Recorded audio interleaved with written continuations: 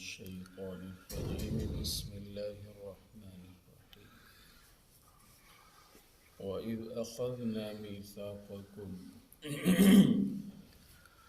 جب ہم نے تم سے پکا وعدہ لیا، تمہارے ساتھ پکا معاہدہ کیا، وَرَفَعْنَا فَوْقَكُمُ الطُّورَ اور ہم نے تمہارے کوہ طور پہاڑ کو بلند کیا، تمہیں ڈرانے کے لیے، تمہارے دل میں خوف پیدا کرنے کے لیے کہ کہیں یہ پہاڑ ہم پر گر نہ پڑے، اور عذاب کے اندیشے سے، برے انجام کے خوف سے تم اطاعت کے راستے پر آ جاؤ۔ جب ہم نے تم سے پکا وعدہ لیا اور ہم نے تم پہ کوہ طور کو بلند کیا، جس کی بات پیچھے آ بھی گئی تھی، خُذُوا مَا آتَيْنَاكُمْ بِقُوَّةٍ، مقصد یہ تھا کہ ہم نے جو دین تمہیں عطا فرمایا، جو تورات تمہیں عطا فرمائی، اس کو تم مضبوطی سے پکڑو۔ وَاسْمَعُوا اور دین کی بات کو غور سے سنو، جو دین ہم نے تمہیں عطا فرمایا اس کو مضبوطی سے، قوت سے تھامو اور دین کی بات کو غور سے سنو۔ اس سے پتہ چلا کہ اپنے دین کے ساتھ ایک دیندار کا واجبی اور رسمی تعلق نہیں ہونا چاہیے، بلکہ مضبوط تعلق ہونا چاہیے۔ ایک دیندار کا اپنے دین سے، ایک مذہبی کا اپنے مذہب سے، ایک مسلمان کا اسلام سے واجبی، فرضی اور رسمی تعلق کافی نہیں ہے، بلکہ اپنے دین سے مضبوط تعلق ضروری ہے۔ صرف جمعہ پڑھ کے انسان یہ سمجھے کہ میں مسلمان ہوں، جمعہ بھی کیسے؟ دوڑتے بھاگتے، عربی خطبے کے وقت آئے، 2 رکعت پڑھی فرض، سلام پھرتے ہی دعا مانگے، فٹافٹ واپس۔ یہ کل اسلام ہے آج کل کے مسلمان کا۔ 7ویں دن غسل کیا، 2 رکعتیں پڑھی، بھاگم بھاگ، اور سلام پھرتے ہی واپس گھر، اور اتنے دین پہ چلنے کے ساتھ اپنے آپ کو دیندار بھی سمجھ رہے ہیں اور بڑا مسلمان بھی سمجھ رہے ہیں۔ آپ غور کر کے بتائیے، کیا یہ دین سے رسمی تعلق نہیں؟ ایک فرضی اور واجبی سا تعلق نہیں؟ اپنے دین کے ساتھ ایک مسلمان کا بس اتنا سے ہی تعلق ہونا چاہیے کہ وہ 7ویں دن 2 رکعتیں پڑھ لیے کرے، ایک بوجھ اس کے سر پہ ہے جسے اتار لیے کرے۔ مسلمان کا اپنے دین سے مضبوط تعلق ہونا ضروری ہے۔ اللہ پاک یہی فرما رہے ہیں ان سے، جو دین ہم نے تمہیں عطا فرمایا ہے اسے مضبوطی سے تھامو۔ ایک ایک بات دین کی، اس کی محبت مسلمان کے رگ و پے میں اتری ہوئی ہو۔ دین کی ایک ایک بات کے لیے مسلمان اپنی جان تک دینے کے لیے تیار ہو۔ حضرت ابوبکر رضی اللہ تعالیٰ عنہ کے زمانے میں لوگوں نے زکوٰۃ کا انکار کر دیا، کچھ لوگوں نے، کہ ہم یہ چیزیں زکوٰۃ میں نہیں دیں گے۔ حضرت ابوبکر رضی اللہ تعالیٰ عنہ فرمانے لگے، زکوٰۃ تو دور کی بات ہے، جو حضور کے زمانے میں رسی دیتا تھا، اگر وہ اب رسی زکوٰۃ میں نہیں دے گا تو اس کے خلاف بھی جہاد ہوگا، کیونکہ یہ اسلام کے فریضے کا منکر بنا ہے۔ اس حد تک یہ نہیں تھا کہ ہاں جی میں زکوٰۃ دے رہا ہوں ٹھیک ہے، ہاں جی میں نماز پڑھ رہا ہوں ٹھیک ہے۔ احیاء دین کے لیے بھی ان کے دل میں اس حد تک جذبات ہوتے تھے۔ اس لیے بھائیو، مسلمان کے دل میں اسلام مضبوطی سے جمع ہوا، راسخ ہو۔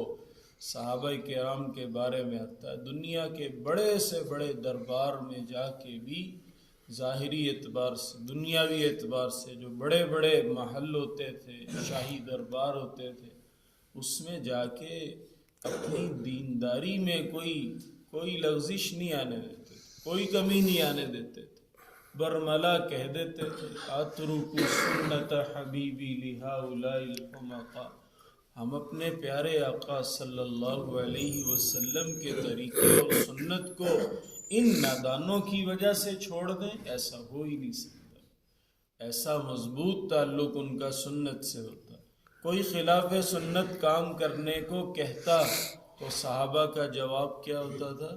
کیف افعل ما لم یفعلہ رسول اللہ صلی اللہ علیہ وسلم، میں وہ کام کیسے کروں جسے حضور نے نہیں کیا؟ یہ صحابہ کے ایمان کا معیار تھا، دین سے ان کے تعلق کی سطح تھی۔ بھائی میں وہ کام کیسے کر سکتا ہوں جسے حضور نے نہیں کیا؟ حضور علیہ الصلوۃ والسلام نے کیا تو ہم کریں گے، اگر انہوں نے نہیں کیا تو ہم کبھی بھی نہیں کر سکتے، ہم کیسے کر سکتے؟ یہ ان کی دین پہ استقامت تھی، اسی کا ہم سے مطالبہ ہے کہ مسلمانوں اپنے دین سے تعلق بس ضروری نہیں، بہت ضروری ہے، بہت گہرا، بہت مضبوط تعلق مطلوب ہے۔ اور ان لوگوں نے کیا کہا؟ قالوا سمعنا وعصینا، ہم نے دین کی بات کو سن لیا تھا اور پھر اس کے خلاف کیا، نافرمانی کی تھی۔ تو دین کی بات صرف سننا بھی کافی نہیں، اس کے اوپر عمل بھی کرنا، اور دین کی بات صرف کرنا ہی کافی نہیں، یہ میرے لیے یہ بات ہے، اس پر عمل بھی کرنا۔ حضرت عبداللہ ابن مسعود رضی اللہ تعالیٰ عنہ کہتے ہیں بات تو سارے ہی اچھی کر لیتے ہیں، غور سے سننے کی بات ہے۔ فرماتے بات تو سبھی اچھی کر لیتے ہیں، کامیاب وہ ہوگا جس کا عمل اس کی بات کے مطابق نکلے گا۔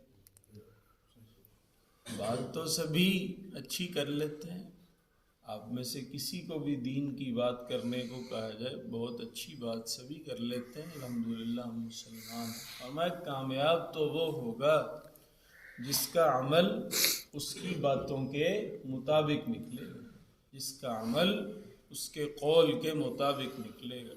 حضرت ابو درداء رضی اللہ تعالیٰ عنہ فرماتے ہیں مجھے اس بات کا سب سے زیادہ ڈر اور خوف رہتا ہے کہ قیامت کے دن اللہ پاک سر محشر سارے انسانوں کے درمیان مجھے آواز دے کے کہے اے عویمر، حضرت ابو درداء کی کنیت ابو درداء ہے، نام عویمر، اے عویمر جو علم ہم نے تمہیں دیا اس پر تم نے کتنا عمل کیا؟ اور میں اس بات سے مجھے سب سے زیادہ ڈر لگتا ہے۔ بھائیو صحابہ کرام قرآن پاک پڑھتے تھے، پڑھے ہوئے تھے، انہیں پتہ تھا قرآن پاک میں اعلان ہے اللہ ہم سے راضی ہو گئے ہیں، اللہ نے ہم سے جنت کا وعدہ کیا ہے، اس کے باوجود خشیت تھی ان کے دل، خوف تھا۔ یہ ہمارے دل میں بھی ہونا چاہیے۔ ایمان جو ہوتا ہے نا وہ خوف اور امید کے درمیان ہوتا ہے، اللہ پاک کی رحمت سے امید بھی ہو اور پکڑ کا خوف بھی ہو، اس کی درمیانی کیفیت کو ایمان کہتے ہیں، امید اور خوف کی درمیانی کیفیت کو ایمان کہتے ہیں۔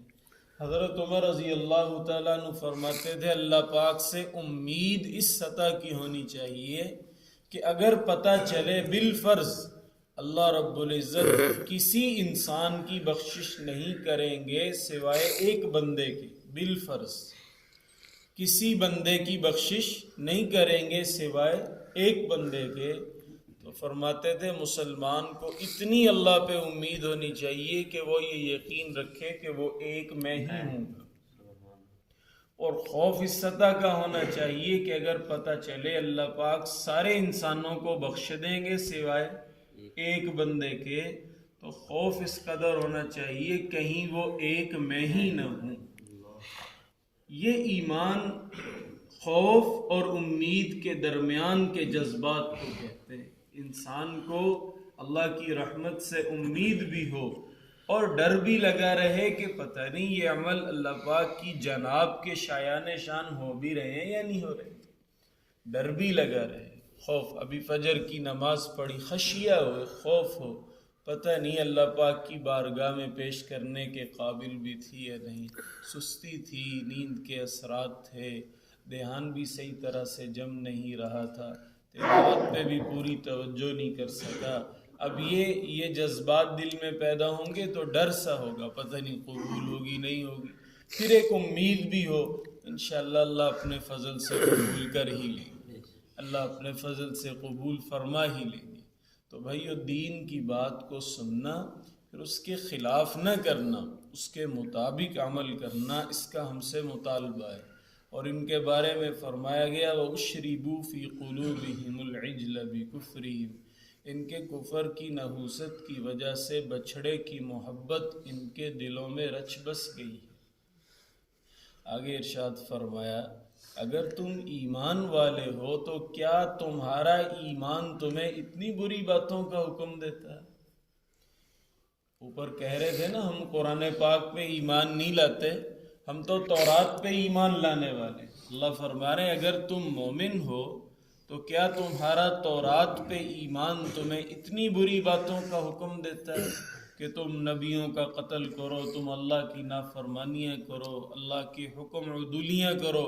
کیا تمہارا ایمان یہ کچھ تمہیں بتاتا ہے؟ ایمان تو انسان کو اطاعت پہ لے کے آتا ہے. اللہ رب العزت ہم سب کو کامل ایمان نصیب فرمائے، ہر سنی ہوئی بات پہ عمل کی توفیق عطا فرمائے، اپنے دین سے مضبوط تعلق نصیب فرمائے. اللہم آمین ومنک السلام تبارک یا ذا الجلال والاکرام. اللہم اعنا علی ذکرک وشکرک وحسن عبادتک. اللہم اجعل القرآن العظیم ربیع قلوبنا ونور أبصارنا وجلاء أحزاننا. اللهم اكفنا بحلالك وغننا بفضلك عمن سواك. حسبنا الله ونعم الوكيل، نعم المولى ونعم النصير. سبحان الله وبحمده